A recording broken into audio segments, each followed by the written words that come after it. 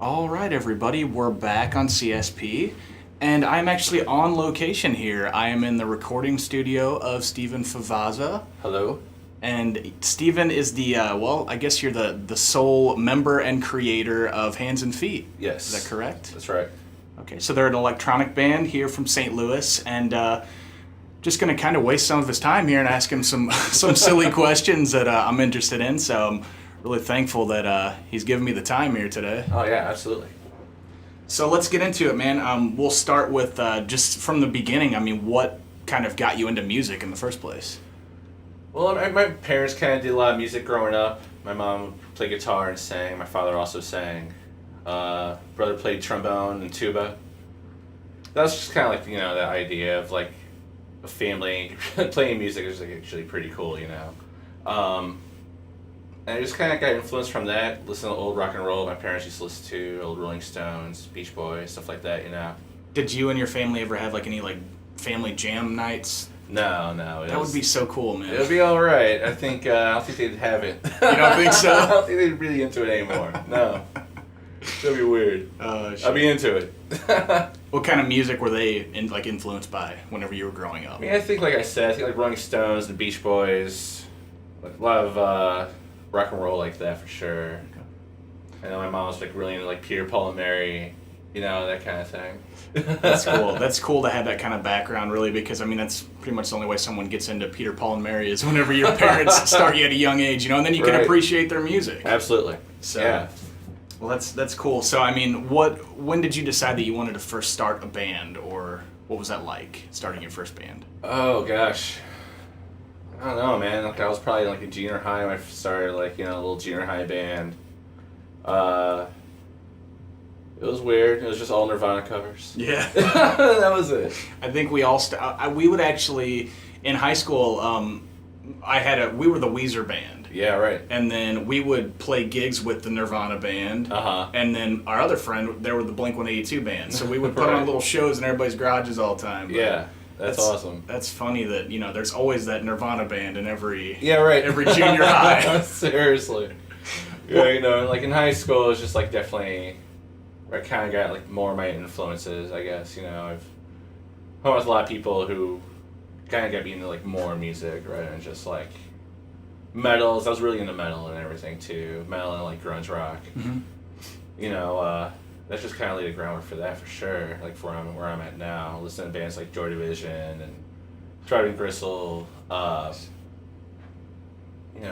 Ministry, all that kind of stuff. For sure. And from listening to some of your music that I've heard online, I mean, just the electronic vibe that you give out, not so much. You kind of remind me almost of like a Black Moth Super Rainbow, which I'm really into, but not so much the crazy distorted vocals that he has, but just the sound. The sound, the sound beats and stuff. That's great. Yeah. Yeah. I went on tour with those guys. I don't know, maybe 5-6 years ago. Really? Yeah, it was great. Wow, what was that ridiculous. like, man? It was really great.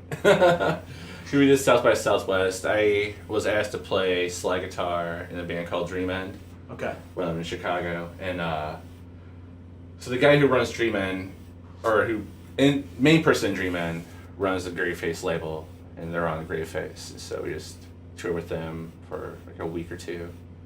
It was ridiculous. That had to be awesome. Did you guys play anywhere around this area, or was it all just kind of... We came through and played Vintage Vinyl for just a record store show, which is totally awesome. That would be cool. We did that, and then that was it for really the Midwest and a few shows in Chicago. Yeah.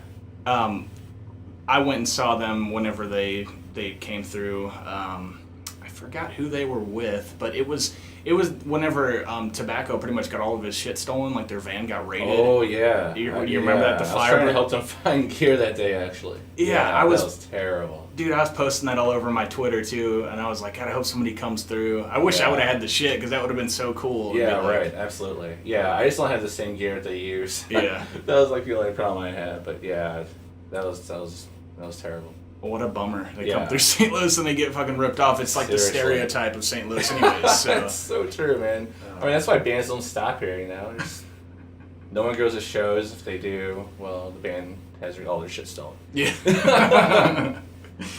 Well, okay, so going back to the beginning, like, what was the first instrument that you picked up? Guitar, definitely. Yeah, you know, I wanted to play bass. My parents were like, no, you should learn how to play guitar first, and then I was just like stuck. Even if somebody's interested in bass, nobody's like, don't play bass. Right. Man. Don't leave it for somebody else. Seriously. That's what I got stuck with, Oh, because man. everybody else had dreams of being the guitar player or the drummer. Right. So. I would love to just be able to play bass in a band again now. It's so much less equipment. Yeah. Yeah, no kidding, dude. So what kind of guitar did you get? Oh, wow. I had like an old Fender, what was it? Old Fender Squire is the first guitar I had. Yeah, it's just like this little red guitar, white pickup, just really super generic. Mm. I played the shit out. I think my first guitar was a Lotus. So Oh, yeah. I got a Lotus bass. nice. Yeah, I love it. Dude, I love mine too. I think my mom got it for me for like $80 at the local, hole in the wall guitar store. Yeah. And I mean, I played it, and it's still my favorite guitar. Right. I stripped it down and repainted it, because I don't care about messing it up. Right, you right. know? Yeah, seriously. But yeah, they're really good guitars. Yeah, they're awesome. This one, I got it at a thrift store. I traded in a lamp for it. That's awesome. Yeah. One of my favorite acoustics, I traded a GameCube game for it. So Yes, it's that's great. easy to come up with a guitar that seems shitty, but it's really cool. Yeah, right. Well, I mean, you kind of talked a little bit about some of your influences once you got more serious about music. But as of today, if someone asks you, who are like your major influences, who would you go to Wow. automatically? I think like Slow Dive and Ride, definitely huge influences. My Bloody Valentine, Joy Division, New Order. I mean, there's so many. I mean, it really kind of depends on the genre too. Like, being Slint's a really big influence, and there's a lot of hip hop influence too. A lot of East Coast stuff. I mean, it's really scattered. A lot of dub, like old classic dub, like King Tubby, Augustus Pablo, that type of thing. Anything with tons of delay on drums is I'm sick about. I could see that, and it probably depends on what day of the week someone asks you that question. Right, too. absolutely, man. For me, basically, because I live here in St. Louis. But what's Yeah. your favorite venue in town to play at? I really like playing Foam. It's on Cherokee. It's a little like coffee beer stop. It's kind of make your own sound type place. Like they have a little PA, but you just do all that stuff yourself. So I dig that. When you go in there, do you take like an acoustic, or what's like your like stripped down setup when you're playing a place like that? Oh, it's all this. All this shit, Yeah, cool, yeah. man. It's everything. For people that can't see, we got an entire, just like you would imagine, an electronic band. There's something on the keyboard there that's just lighting up with a bunch of colors, and it looks like a control center basically. Yeah, right. It's insane. It's a bit much. But basically like a coffee shop. How many times do you play there often, or? I played there a couple of times. Both times were really, really great. Really good crowd. It's always free shows too, so people just like show up and like not really knowing what's going to happen type thing. Kind of place there. I like it. The Heavy Anchor is also a really cool place. Heavy Anchor, where's that at? It's on Chippewa. Don't quote me on that. I'm really bad with this area. It's ridiculous. I'm from St. Louis. I don't even know anywhere around Yeah. here. I use MapQuest for everything. I've lived here for like 7 years. I moved from Southern Illinois, so I wasn't ever too far away. But I mean, I got a lot of the suburbs and shit. But whenever it comes to like downtown St. Louis, Right. I would get lost in a second. I'm the Like, same way, man. It's ridiculous. it is ridiculous. I grew up in the suburbs, and it's just like I know everything back of my hand. Yeah, like that's even in other cities I've been. I know where I'm going, but here, it's like I live here. I have no idea where I'm That's going. funny, man. I know. And I love it whenever somebody from out of town like asks you how to find this. They're like, "Well, don't you live here? What do you mean?" Right. It's like, "No, I live in West County, dude. I don't know anything about where you're going." Well, tell me about you've had some other musical projects, obviously, in the past. Yeah, definitely. I think like when I really, really got serious with doing music, I was in a thing called Music 4. It was just me and my friend Greg. He played drums and bass, and I did a lot of like sampling with that and guitar and piano. Mm-hmm. We did that for a few years. I moved to Chicago, mixed a record of ours and came back, and added another person to the band, so it was like 3 of us. So I moved back to Chicago. And when I moved back, I got asked to play bass in a band called Tenki. It was like kind of like a 6-piece Britpop influence type band, you know, horn section and everything. It was great. Those guys were super cool.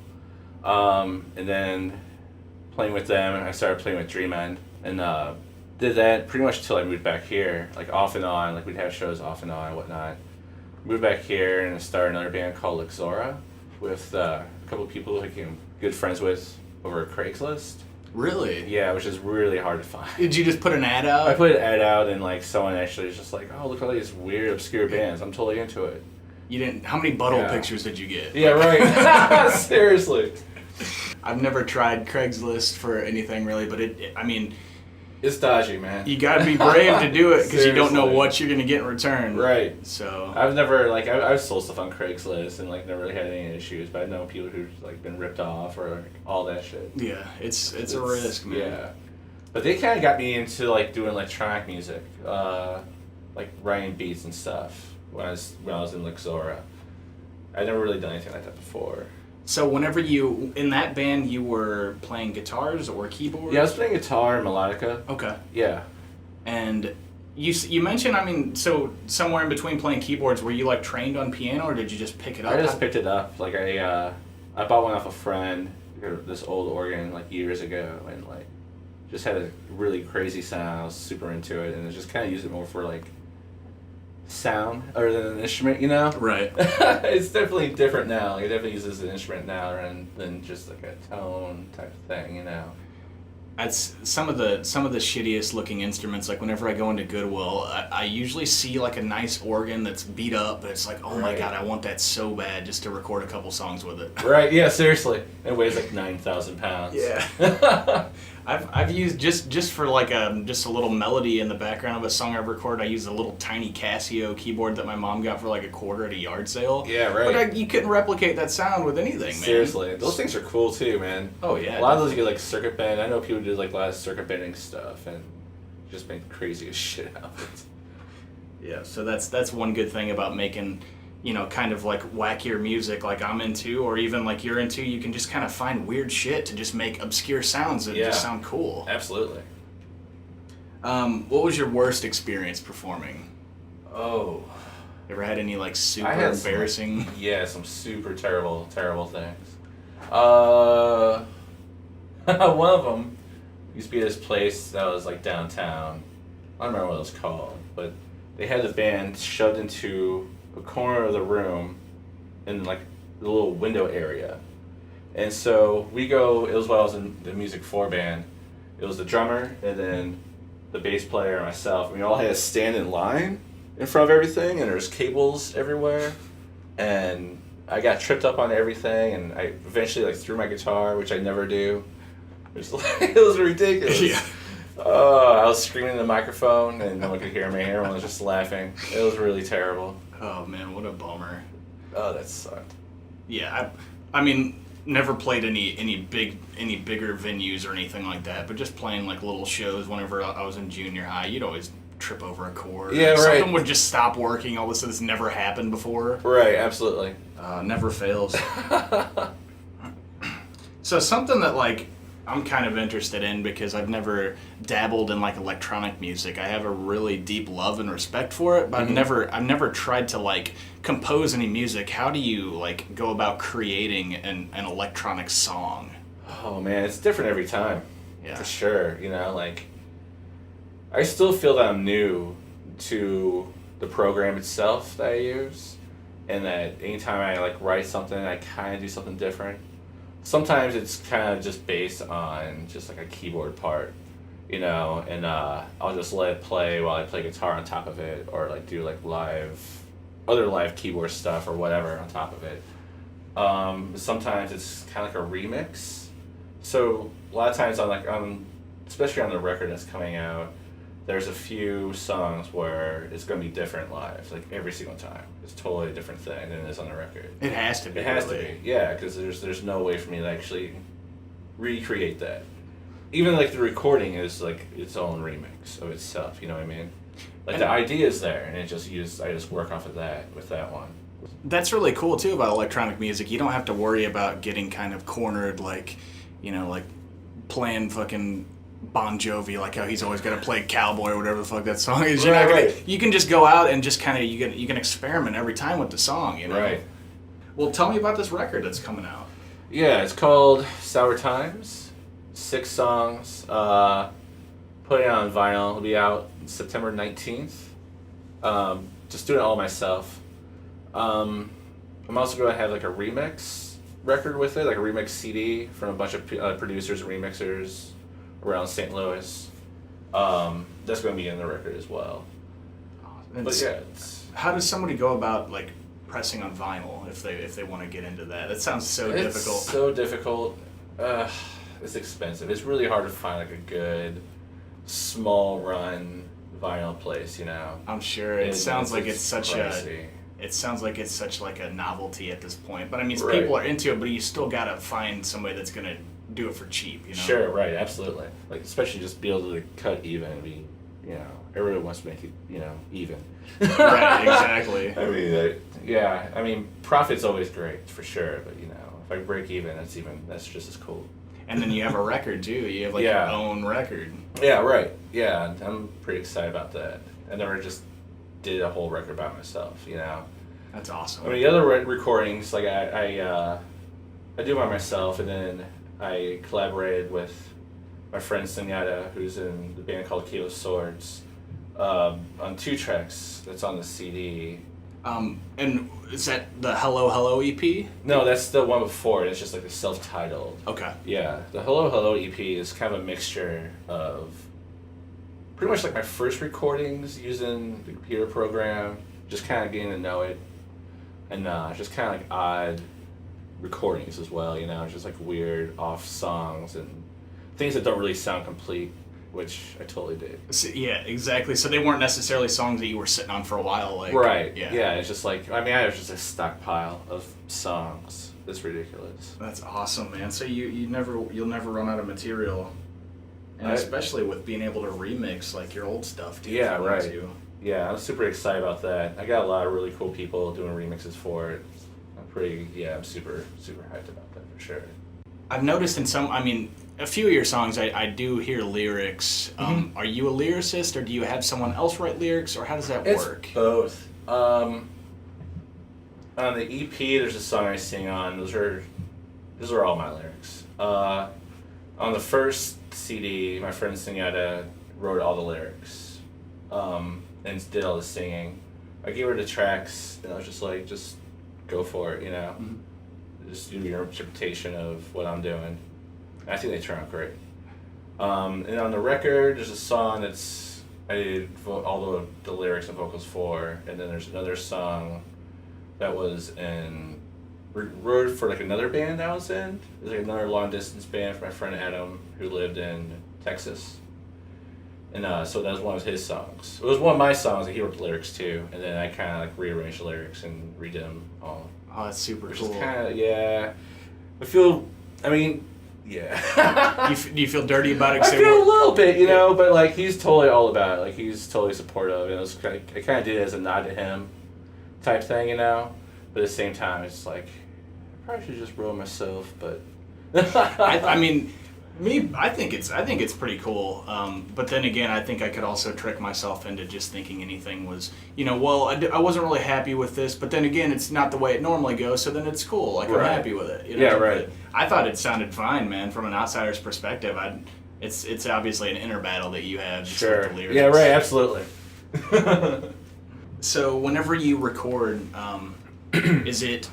you record most of it in this room, I'm sure. Mm-hmm. Do you have a lot of people is it mainly you, or do you have other musicians come and sit in and like play any instruments on tracks? A lot of times when I'm just doing hands and feet stuff, it's just me by myself, like miking everything and recording. Yeah, it's just me.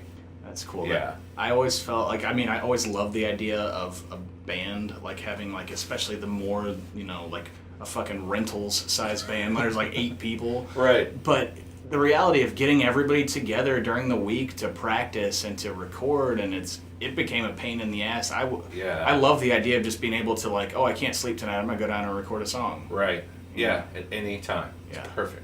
That's really cool, man. It's really like all I do. So how often are you playing around the area?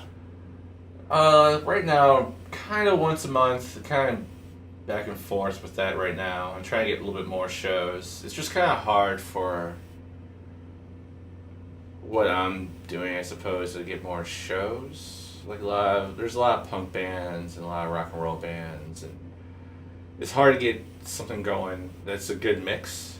I mean, they're definitely out there in St. Louis for sure, you know. But it's just hard to get like a venue to like be like, yeah, you should totally fucking do this shit. I could see that too. You gotta really, especially being like independent, you gotta find like a national probably act to like open for maybe. Right, absolutely. That's really famous for what they do. Sure, you know, but we're on the same idea, or not an idea necessarily, but like genre of sorts, quote unquote, you know. Yeah, and a lot of times it's like rock bands. Unless we put on shows ourselves, and it's just a totally different thing too, for sure.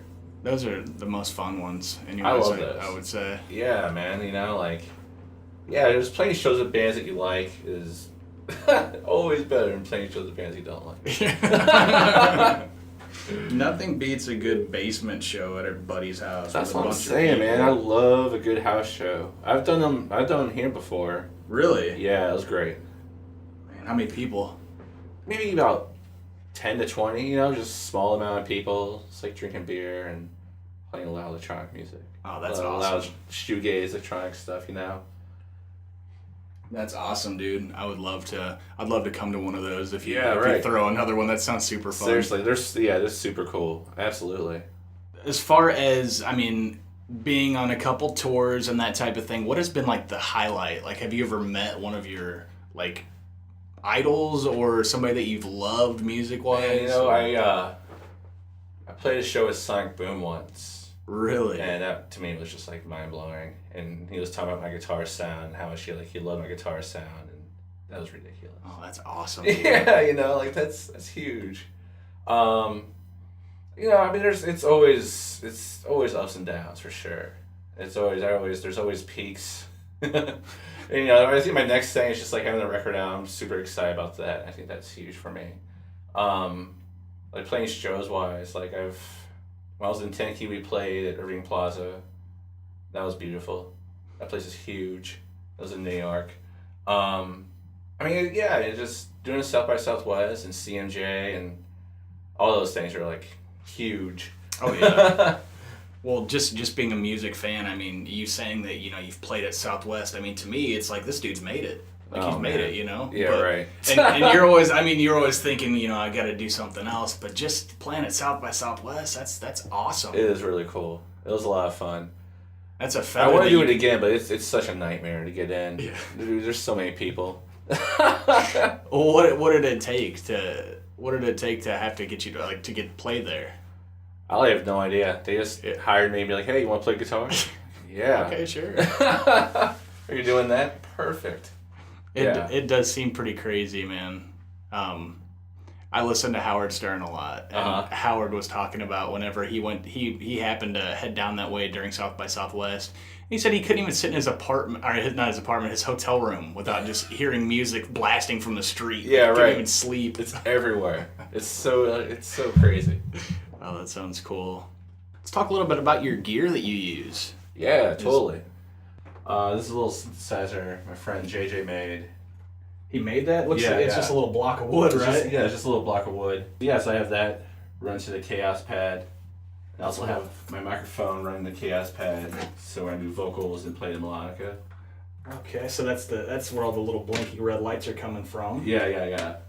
I have a Nintendo DS.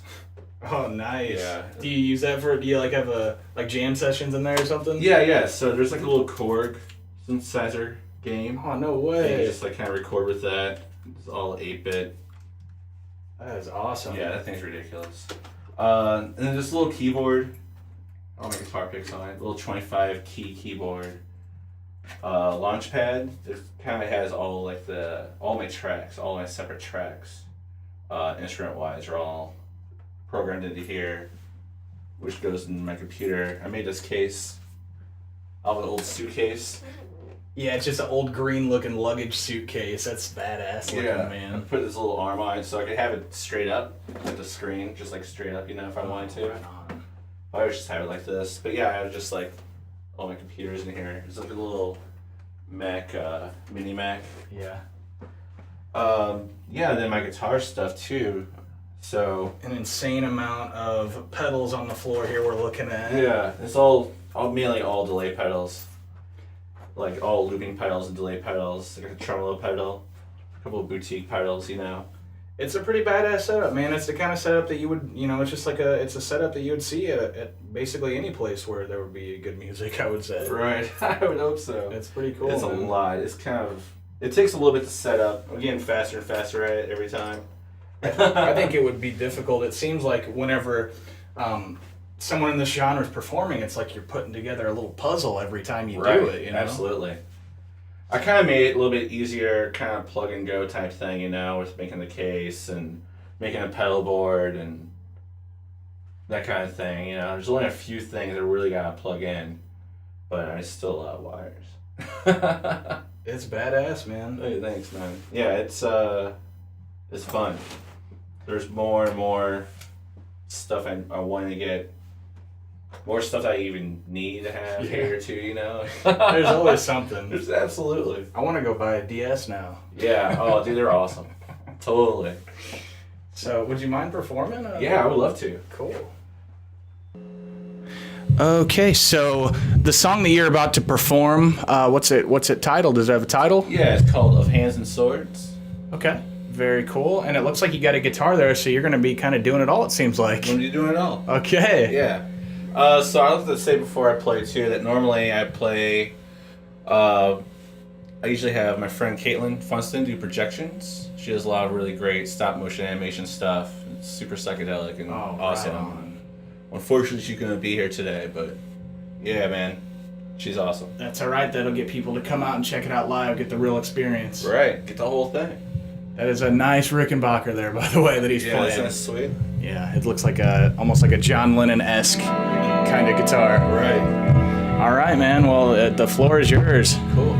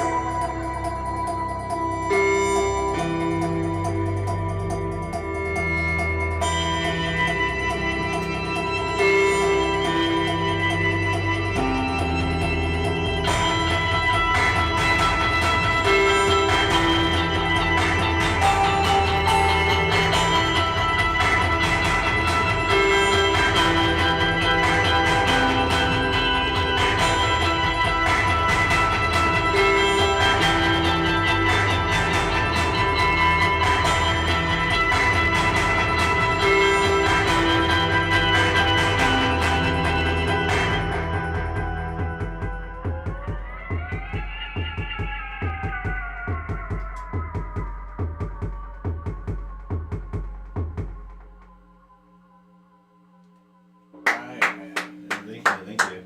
That was awesome. It looks so difficult what you're doing up there. I can't follow what's going on, but it all sounds so amazing. Oh man, thanks a lot. Would there be any way I could get you to do just one more song for me? Yeah, absolutely. Would be a possibility? Okay. Yeah. I see that you have a bass sitting there.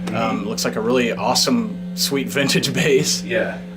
So what's the name of this song? This one is called Every Day is Another Day Full of Woes. It's the last song that's on the record. Last one I recorded. I kind of wrote it and recorded it all in one go and felt like it was strong enough to be put on a record. So it's a taste of what's to come then? Yeah, absolutely. Awesome. Yeah, well, whenever you're ready, man. Cool.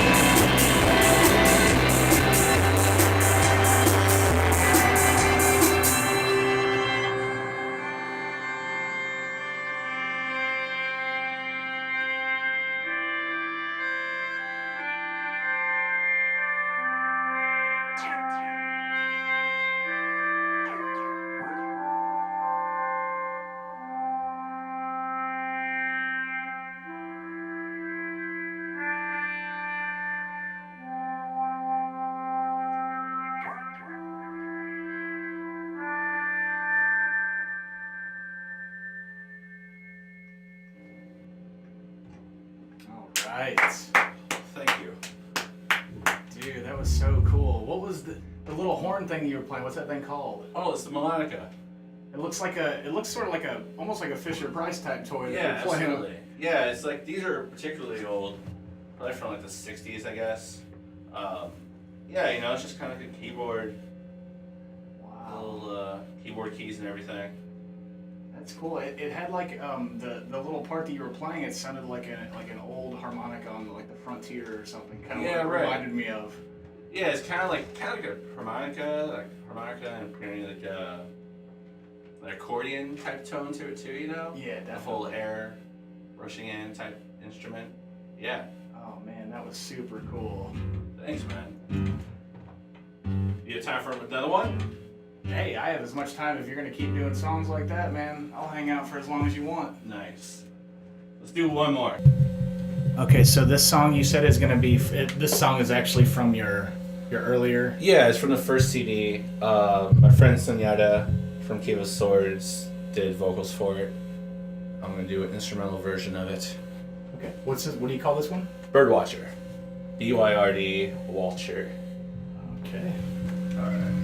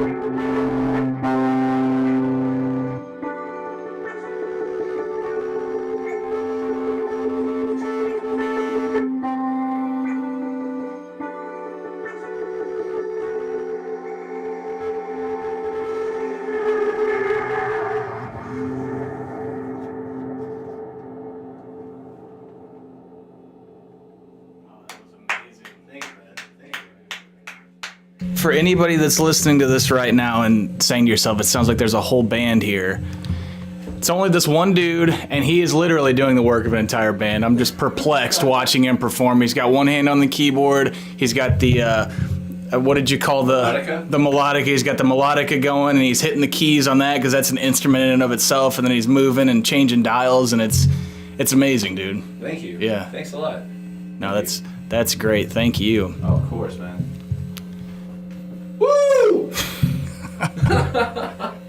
Stephen, once again, thank you for taking the time to have me over and talk with you. Yeah, this is great. This is super fun. I love this. Well, thanks, man. I really enjoyed it. And where can my listeners find your music? I have a Bandcamp. So it'd be handsandfeet.bandcamp.com. Or you go to SoundCloud, soundcloud.com/handsandfeet.com.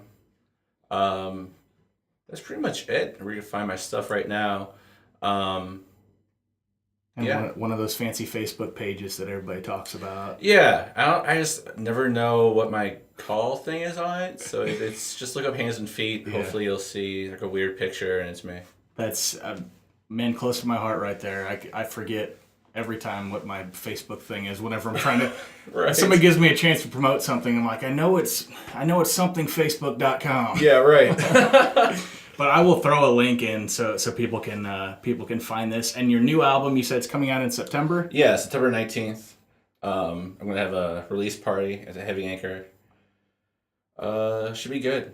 Still getting some bands together for it, but what I have so far is pretty exciting.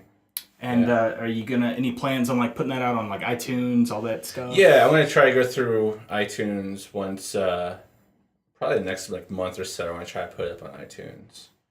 See how that goes. Yeah. And I also this copy of the EP that you gave me, I see that it's on cassette. Yes.